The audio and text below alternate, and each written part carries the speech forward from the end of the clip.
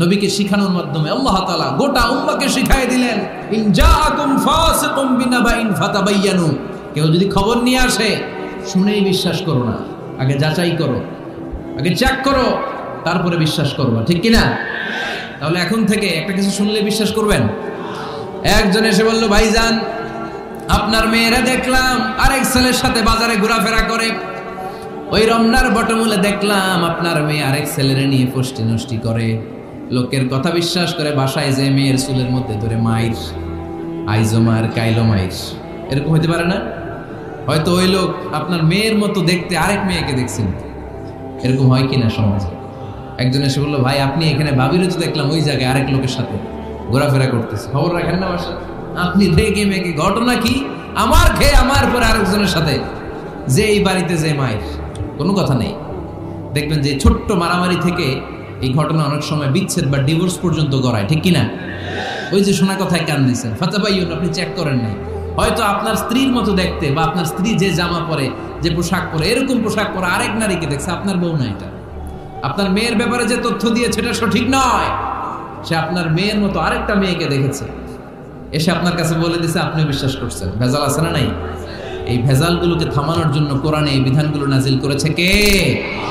তাহলে ফরিদপুরের ভাইয়েরা, 3 নাম্বার গাইডলাইন সমাজটাকে সুন্দর রাখার, তথ্য একটা শুনলেই বিশ্বাস করবেন না। সিলে কান নিয়ে গেছে, শুনলেই সিলের পিছনে দৌড়, নাকি? কি করবেন? আগে কানে হাত দিয়ে একটু দেখবো কান দুইটা আছে না নাই, তারপরে চিলের পিছনে দৌড়াবো। তাহলে এখন থেকে আমরা তথ্য একটা শুনলে বিশ্বাস করব। তাহলে কি করবেন? বলতে হবে কি করবেন? যাচাই বাছাই, জাস্টিফিকেশন অফ দ্য নিউজ। কোন নিউজ জাস্টিফিকেশন ছাড়া আমরা প্রচার করব, বিশ্বাস করব, শেয়ার করব না। 4 নম্বরে আল্লাহ বললেন, ইয়া আইয়ুহাল্লাযীনা আমানু লা ইয়াসখারু কওমুম মিন কওম। ওহে আমার ঈমানদার বান্দারা, শোনো শোনো, খবরদার কখনো কোনো মুমিন বান্দারে ঠাট্টা করো না, অবজ্ঞা করো না, ঠাট্টা করো না। তার মনে কষ্ট হয় এমন কোন কথা তারে বলো না। Never scoff of anybody. কাউকে নিয়ে ঠাট্টা করবেন না, তার দেহ নিয়ে, তার আকৃতি নিয়ে, তার বংশ নিয়ে। এক লোকের বাবা ছিল চোর, কিন্তু তার ছেলে অনেক ভালো। আপনি কি তারা বলতে পারবেন তুই চোরের ঘরের চোর? বলতে পারবেন? চুরি করছে বাবা, ওর কি দোষ? কথা বলেন। এগুলো কবিরা গুনাহ। আওয়াজ করে বলেন, তুই কি গুনাহ? কবিরা। কারো আকৃতি নিয়ে, আমার ফরিদপুরের কলেজের টুকরা যুবক ভাইরা, কারো আকৃতি নিয়ে কখনো অবজ্ঞা করবে না, তুচ্ছ জ্ঞান করবে না। এটা কবিরা গুনাহ, এটা আল্লাহ খুব অপছন্দ করেন। এর কারণ আকৃতিটা আমাদের হাতে নাই। আমাদের কারো নাক লম্বা, কারো খাটো, আমরা কেউ কালো, কেউ সাদা, আমরা কেউ স্মার্ট, কেউ অন্যরকম।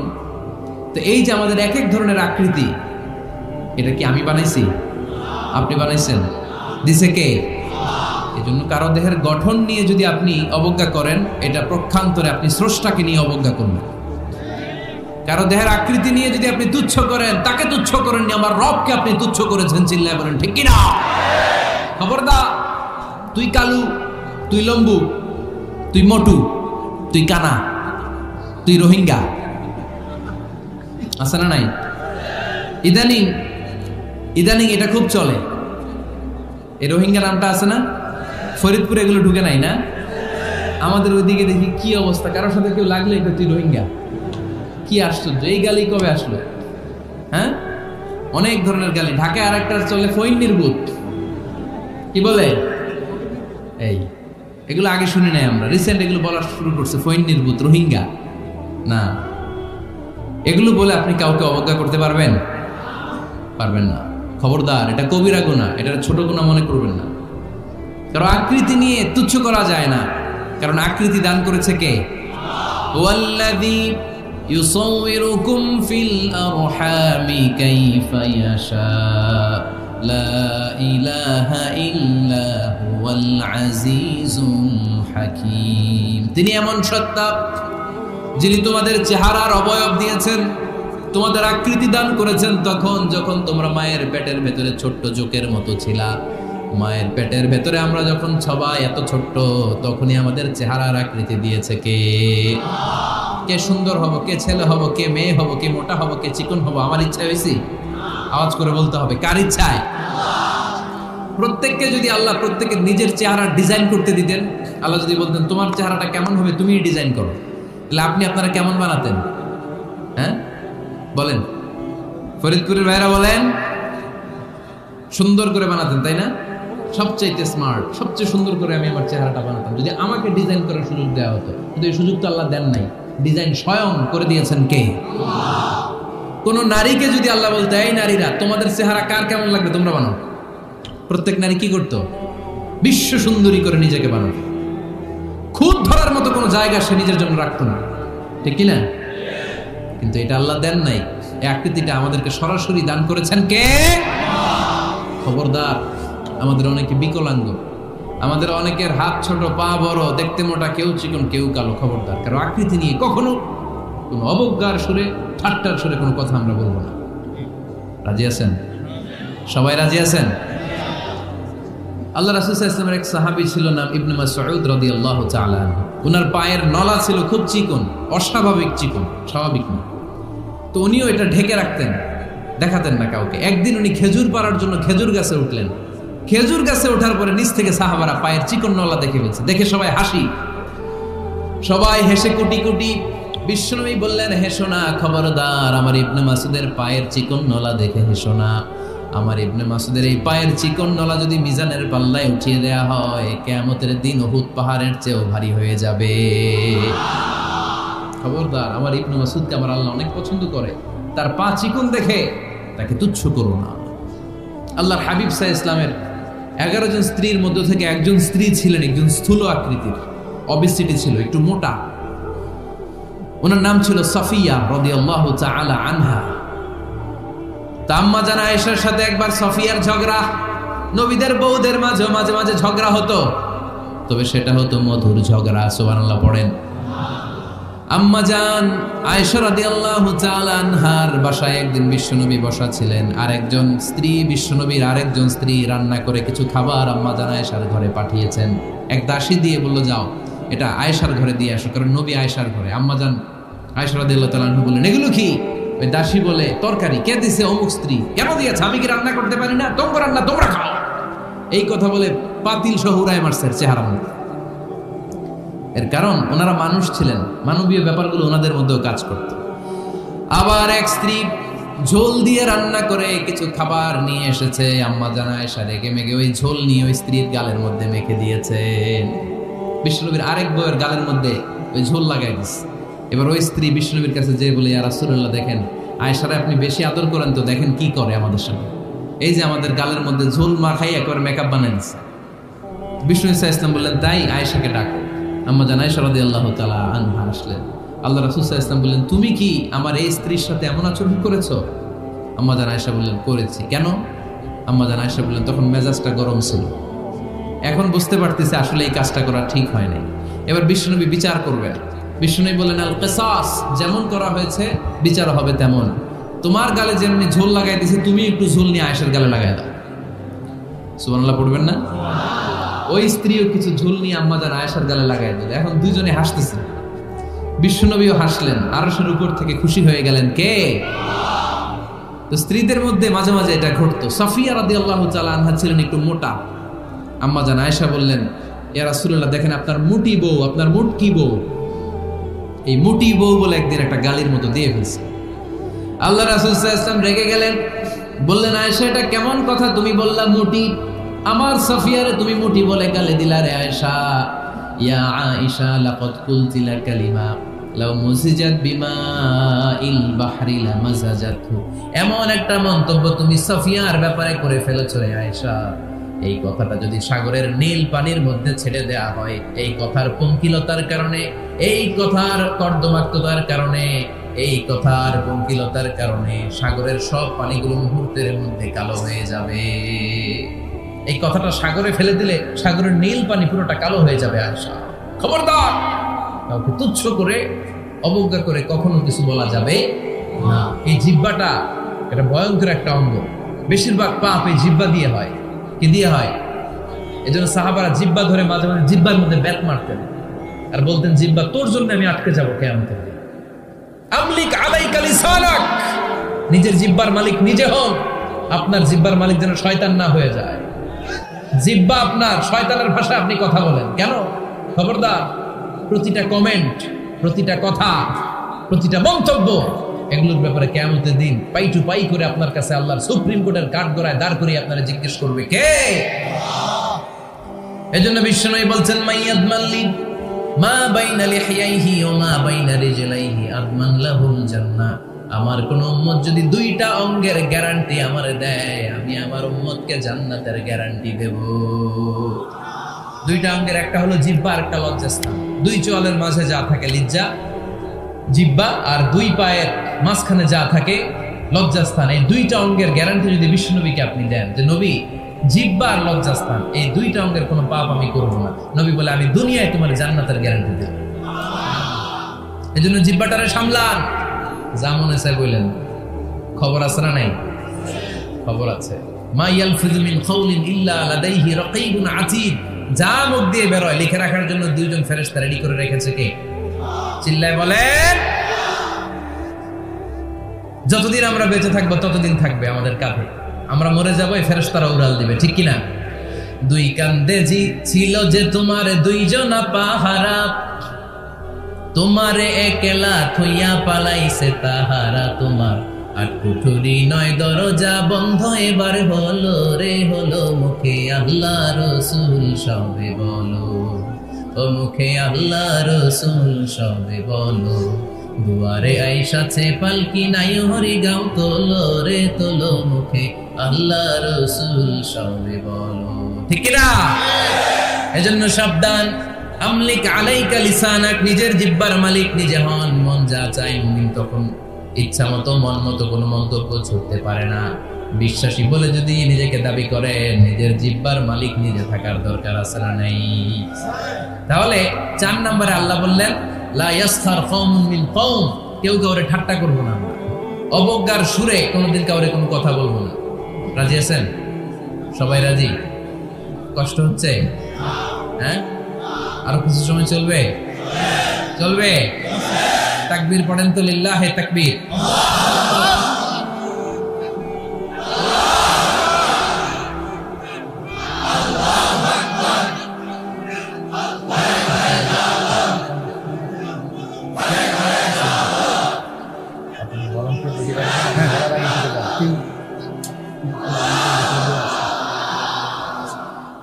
মাশাআল্লাহ, সবাই আওয়াজ করে করি মাশাআল্লাহ।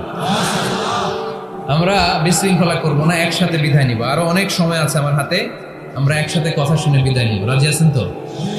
বিশৃঙ্খলা করে মাঝখান থেকে উঠবেন কে কে দেখি? উঠবেন না? আজকে অনেক সুশৃঙ্খল, দোয়া আছে, মোনাজাত আছে, আমরা একসাথে একটু দোয়া করবো। দোয়া করে এরপরে বিদায় নিব। এই 1 বছর পর পরে প্রোগ্রাম হয়, আবার বেঁচে থাকলে কবে আসি না না আসি, ঠিক কিনা? দোয়ায় অংশগ্রহণ করে যাবেন তো সবাই?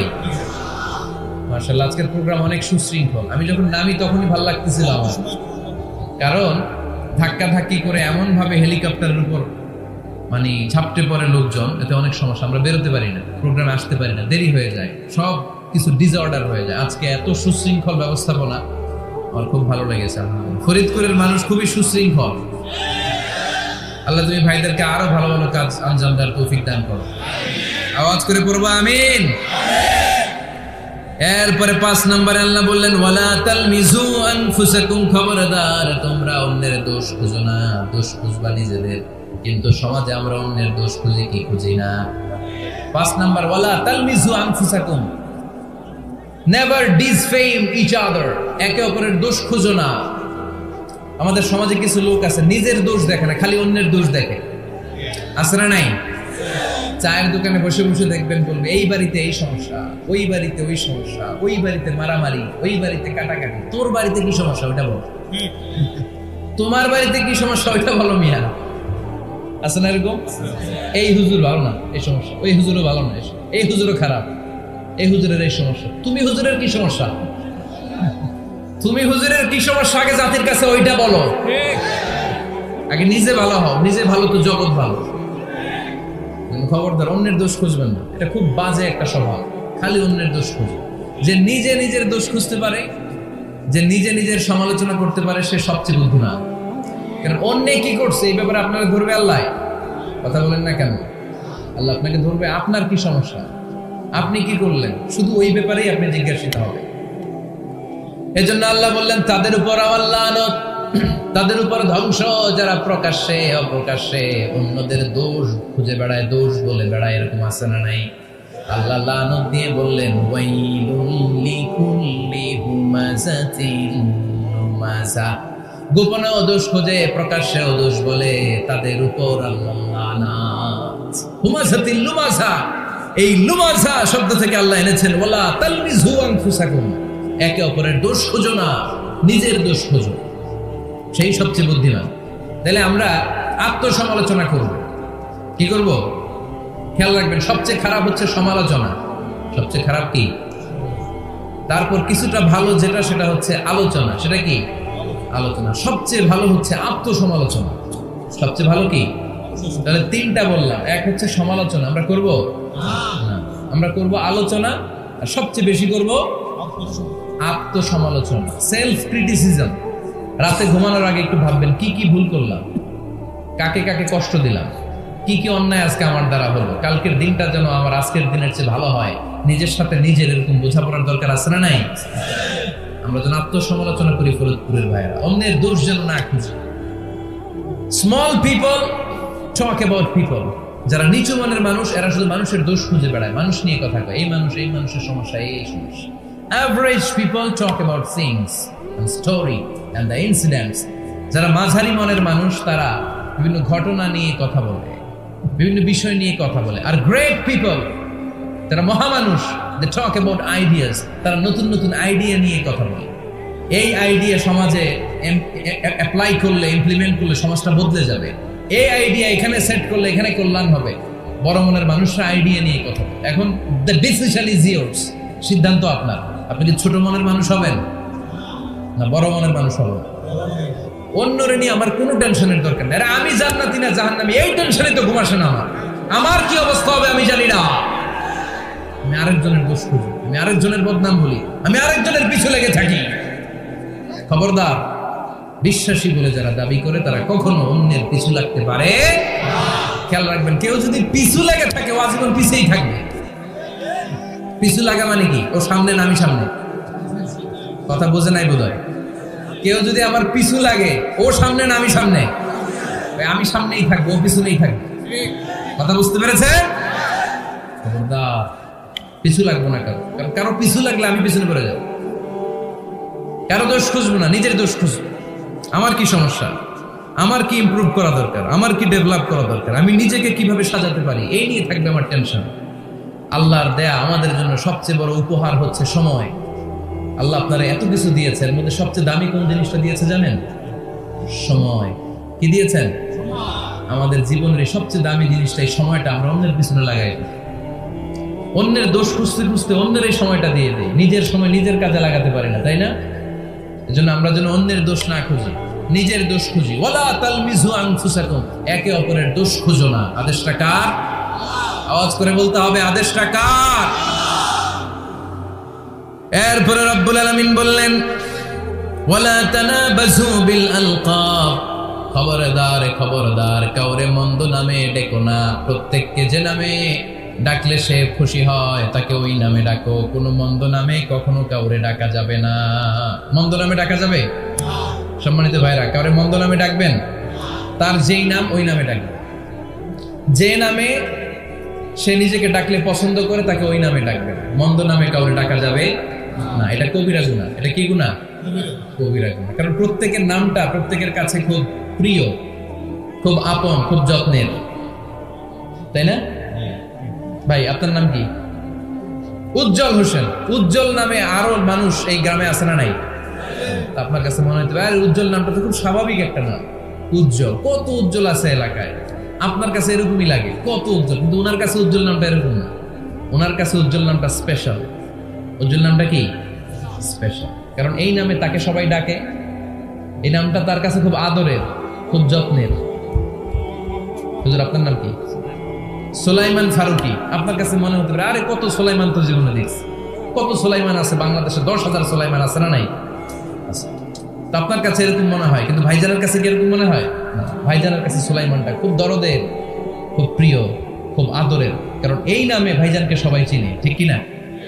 আমার নাম মিজান, আপনার কাছে মনে হইতে পারে আরে এই নামের কত লোক আছে বাংলাদেশ, আছে না?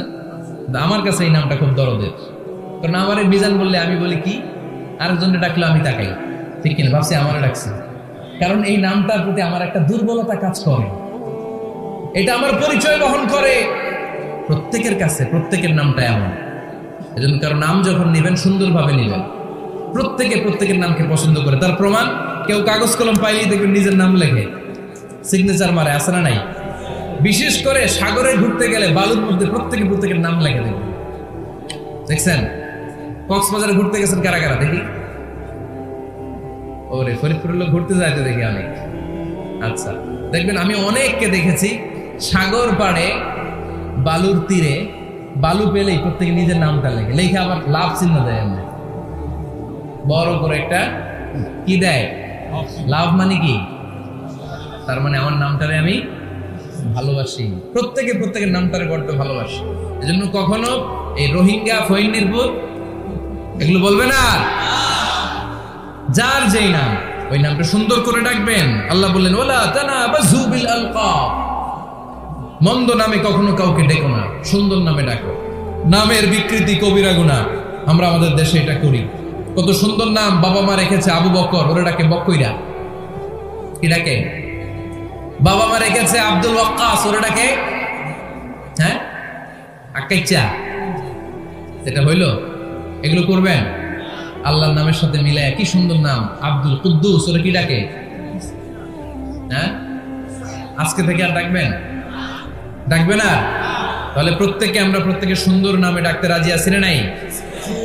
এরপরে আল্লাহ ৮ নম্বরে বললেন ইয়া আইয়ুহাল্লাযীনা আমানু ইজতানিবু কাসীরাম মিনাল-যান ইন্না বা'দায-যান্নি, খবরদার আন্দাজ অনুমান করে কথা বলো না। ইজতানিবু কাসীরাম মিনাল-যান, অতিরিক্ত আন্দাজ আর অনুমান নির্ভর কথা থেকে বেঁচে থাকো। আদেশটা কার?